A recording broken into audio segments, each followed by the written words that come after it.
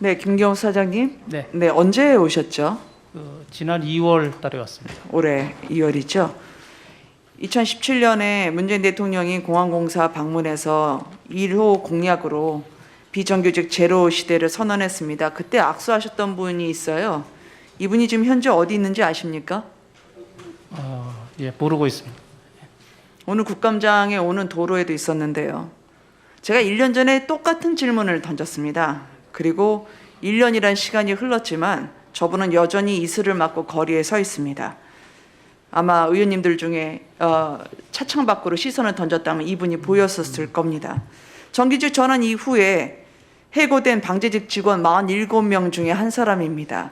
사장님 아까 동료 의원분들의 질의에 대해서 답변하신 걸 잘 들었어요. 이분들 자회사 소관이지만 피해 구제에 했으면 좋겠다 의견을 전달했다고 하셨는데 어느 분한테 언제 전달하셨습니까? 저희가 그 시설자회사와 경영진 협의회를 할 때 공식적으로 공식 회의석상에서 얘기를 했고요. 그게 몇 월입니까? 5월경으로 기억이 됩니다. 그러면 5월경이면 공항공사의 중노위의 재심 청구가 기각당한 이후에 충분히 구제가 가능한 시간이었습니다. 그런데 행정심판을 그대로 강행하셨잖아요. 그럼 행정심판 소송 제기를 했었습니다. 네, 피해 구제를 하신다고 하면서 소송 제기를 하십니까? 앞뒤가 맞지 않는 얘기 아니에요? 제가 이제 이 부분에 파악을 하는 시점에는 이미 소송 제기가 돼 있는 상태였고요. 그래서 소송은 현재 진행이 되고 있습니다. 그 이후에 행정심판 청구가 몇 월입니까? 청구가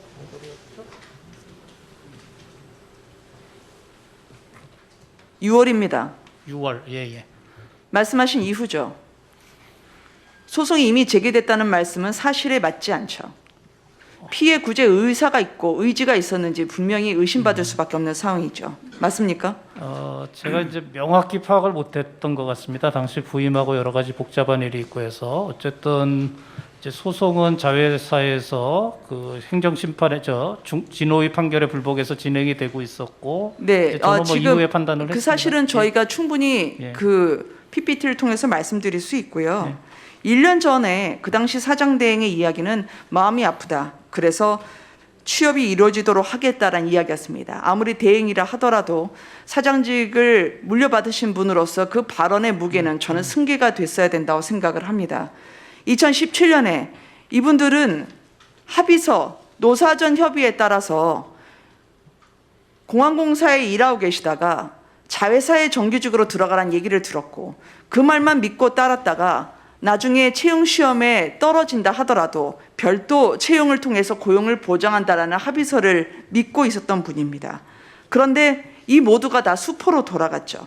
중앙노동위원회에서도 저렇게 고용을 보장을 명시했기 때문에 다시 한번 원천적으로 이분들이 복직돼야 된다고 명기를 했었고 이 같은 사안으로 진호위, 권익위, 중노위 다 판결을 했음에도 불구하고 권고였죠. 이걸 공항공사는 이기려고 하고 있어요. 25명을 그거를 왜 복직을 못 시키고 끝까지 이분들 힘없는 분들에 맞서서 항거를 하고 계십니까?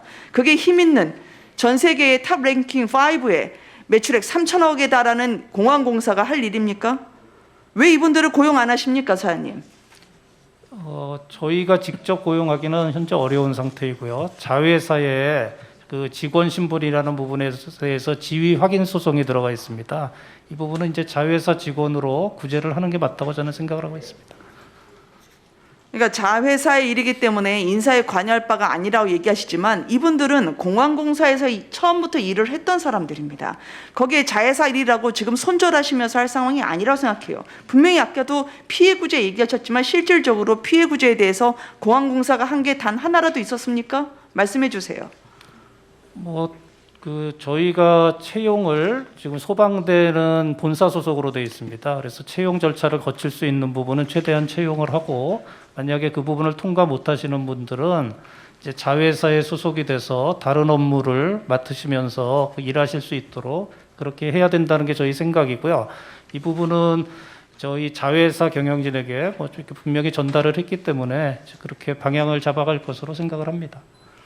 자회사 경영진이란 분이 정세균 의장님 시절에 비서실장이셨더라고요.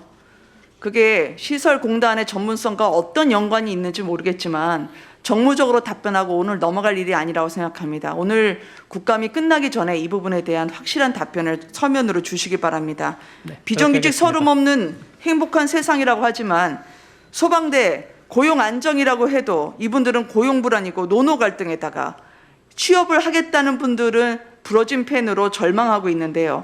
작년에 신규 채용 몇 명이었습니까, 사장님? 작년에 70명이었습니다.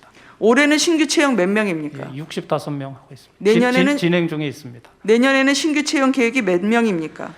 내년도 최대한 70명 수준을 맞추면 좋겠습니다만은 상황을 그는 봐야지 알 수 있을 기재위 때문에 제로가 될 가능성도 있죠. 가능성이 있습니다. 이게 노동자가 서로 갈라져서 싸웠을 때 공항공사가 무엇을 했는지 저는 묻고 싶습니다. 결국은 지옥으로 가는 길은 선의로 포장이 돼 있죠. 그러면 공항공사라도 25명 이분들의 고용을 하는데 얼마나 절박한 사연이 있는지 모르겠지만 굳이 그 고용을 막겠다고 소송을 남발하고 행정심판을 청구하고 그리고 이분들의 저 절규에도 답 한 번 하지 않고 허례허식으로 말씀만 하는 거는 저는 더 이상 이건 받아들일 수 없는 일일 거라 생각합니다. 국감전까지 답변 주십시오. 그리고 김경 사장님, 네네. 그 해고 소방대원과 관련해서 아까 소송을 보고 정리가 될 거다라는 말씀하신 게 무슨 뜻입니까? 행정소송에서 이기면 해고자 복직은 안 시켜도 되는 건가요? 행정소송에서 아마 사측이 패소를 할 것으로 저희는 판단을 하고 있습니다. 사측이 이기면 어떻게 됩니까? 사측이 이길 가능성이 없다고 봅니다만은 이제 이겨도 복직은 시키시겠다는 건가요? 그 소송에서 이기게 되면은 현실적으로 쉽지는 않습니다. 그래서 그 전에 정리가 되길 바랬는데 저 노조 측에서도 그렇고 네. 뭐 확신을 가지고 있는 것 같습니다. 그까지 가보자고 생각을 하는 것 같습니다. 끝까지 가보는 건 사측도 마찬가지인 것 같아요. 그럼 뭐하러 2017년에 합의서를 썼을까요? 물론 사장님 계실 땐 아니지만 네네. 이게 비정규직제로 문 대통령이 와서 1호 지시 내린 이후에 정규직 전환으로 애쓰셨잖아요. 한 10,000명 갖게 하셨죠. 네네. 제가 그 분포를 보니까 무늬만 정규직이지 무기한 계약직도 꽤 있던데 저는 이 접근이 정규직 때문에 비정규직이 피해보는 노동시장 구조를 바꾸는 게 중요한 거지 이름만 정규직 바꾸는 게 능사는 아니라고 생각합니다. 물론 경평은 잘 받으실지 모르지만요. 청년들이 가장 인국공을 가고 싶어 했지만 지금의 인국공 상황이 어떻습니까? 작년만 해도 노조가 12개, 노사 갈등, 노노 갈등, 신규 취업, 내년에 70명 하겠다고 하시지만 사실 좀 제로가 될 수도 있는 상황이잖아요.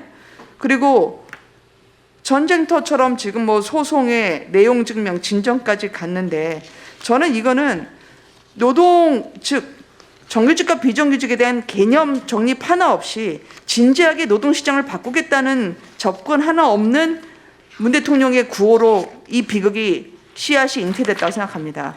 보여주실래요? 비정규직이 지금 4년 동안에 무려 95만 명이 증가를 했어요. 이거 어떻게 막아야 되겠습니까? 전 사장님 아까 최선을 다하시고 정치도 하시겠다고 했지만 이게 직무구급으로 인국공에 들어오고자 하는 청년들의 꿈을 살려줘야지 청와대의 하명에 따라서 계속 숫자만 늘리기로 하면 안 될 거라고 생각합니다. 동의하십니까? 지금 이제 아웃소싱 하던 부분이 자회사 정규직으로 들어왔기 때문에 그 효과를 충분히 살릴 수 있도록 후속 조치를 하도록 하겠습니다. 자, 하나만 1분만 더 주십시오. 아까 1분 짧게 빨리 해가지고. 하세요. CCTV 하나 여쭤보겠는데요. 정규직 전환 그 노조가 항의하는 와중에서 구본항 사장 시절입니다. 작년에 이게 마찰이 생기니까 구본항 당시 사장이 소송 자료로 쓰기 위해서 CCTV를 무단으로 반출하게 영상을 캡처하는 부당한 업무 지시를 내린 바가 있습니다. 이 일에 연루됐던 직원들에 대해서 중징계를 감사실이 요구했어요. 이게 감경 사유가 안 됩니다. 기재부에서 보면 직무를 벗어난 부당한 지시에 대해서는 감경할 수 없도록 됐는데 돼 있었죠. 저희 실에서 이 부분에 대해서 당시에 감경심의위원회 회의록을 제출해달라고 요구했는데 거부를 당했습니다. 왜 그렇죠? 이거 저희한테 제출을 해 주십시오, 사장님. 해 주실 수 있겠습니까? 그건 제출을 하겠습니다. 그 네. 징계 양정에 맞게 저희가 징계는 했다고 보고 있고요. 그다음에 이제 뭐 감경에 대해서는 별도 규정을 따른 거로 그렇게 알고 있습니다. 심의위원회 위원장에 대한 이런저런 얘기 많이 들리고 있습니다. 왜냐하면 구사장님과의 인연을 포함해서 이게 정당하고 객관적인 절차로 돼 있는지에 대해서 저에게 제출해 주시고 저희가 판단토록 하겠습니다. 네. 네. 가급적 오늘 아니면 종감 전에 제출해 주십시오. 됐습니다. 예, 김은혜 의원님 수고하셨습니다.